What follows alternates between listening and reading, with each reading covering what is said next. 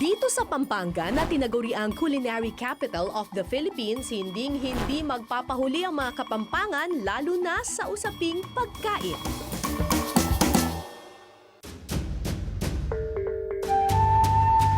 Katunayan, 4 na fiesta ng probinsya, tungkol lang lahat sa pagkain.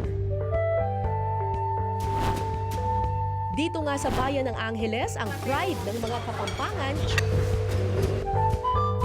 Siyempre, ano pa? Eh di ang katakam-takam na sisig. Kapag sinabing Angeles City, Pampanga, anong pagkain ang unang pumapasok sa inyong isipan? Sisig, di ba? Kaya nga naman tinawag itong Sisig Capital of the Philippines. Pero ano nga bang ibig sabihin ng salitang sisig? Saan nga ba ito nagsimula at sino ang nagpauso nito? Aalamin natin yan sa isa na namang katakam-takam at sizzling hot na kwentuhan ngayong gabi sa Pinas Sarap.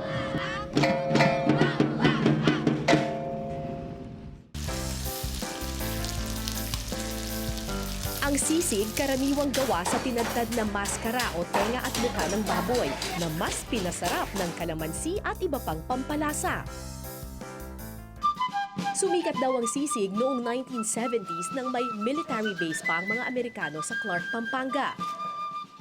Tuwing magkakatay ng baboy ang mga ito, tinatapon lang nila ang ulo. Binibili at niluluto naman ito ng mga Kapampangan para mapakinabangan pa. Ang sisig na kilala natin ngayon, aksidente lang daw ang pagkakaluto noon ni Aling Lusing nang masunog ang niluluto niyang maskara. Aksidente, nasunog yung tengang ninuluto niya. Ang ginawa niya is tinadtad niya. Tinadtad niya yung tenga. Tapos nilagyan niya ng suka, paminta, asin, sibuyas. Tapos sabi niya, sisig daw ang ipapangalan niya doon. Pero bago pa man daw sumikat ang sisig ni Aling Lusing at Aling Mila, meron na raw tinatawag na sisig matwa. Ang matwa ay isang salitang Kapampangan na ang ibig sabihin ay antigo o matanda. Di tulad ng nakasanayan nating sisig na inihaw o di kaya'y deep fried, pinakukuluan lamang ang tenga ng baboy at saka tinitimplahan ng mga pampalasa.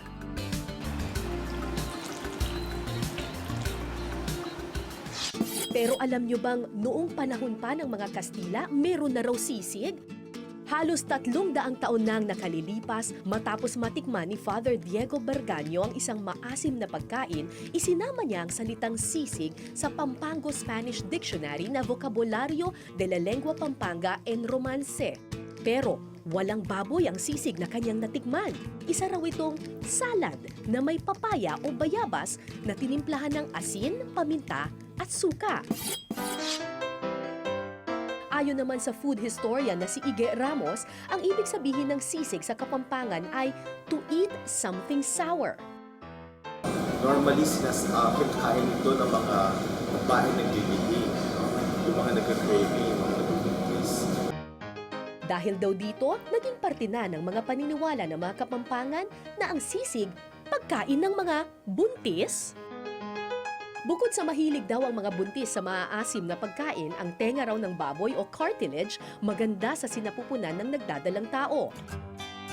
Gaya na lang ni Irene na 5 buwan ng buntis sa pangatlo niyang anak. Kaya raw niyang araw-arawin ang pagkain ng sisig. Kahit gabi, pupunta kami sa bayan para lang bumili ng sisig. Kahit ako magta-tricycle lang, pupunta ako sa bayan. Kasi talagang gustong-gusto ko yung sisig eh. Parang pinaglian ko yung baby ko sa sisig kahit araw-araw ko. Pero sabi ng eksperto, buntis man o hindi, hinay-hinay lang sa pagkain ng sisig. Sa mga buntis, ayoko mapinsala ang nasa sinapupunan, pati na rin ang kalusugan ng kanila dahil nga dito sa atay na masasabi natin, maraming toxin. Pero wag daw malungkot. Marami naman daw paraan para ang ating kinasanayang sisig mapanatili nating healthy. Sa tulong ni Chef Ernest, tinuruan niya tayong magluto ng healthy version ng sisig gamit ang tokwa. Simulan na natin ang procedure ng pagluluto ng tokwa sisig. Dahan-dahan natin ilagay ang tokwa.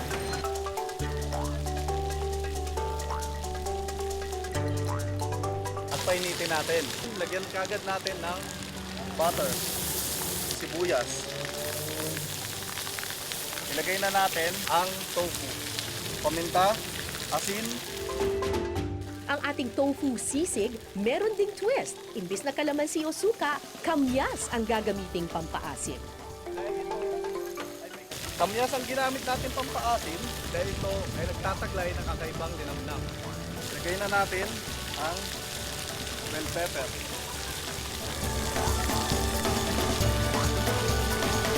Handa na ang ating sisig tokwa.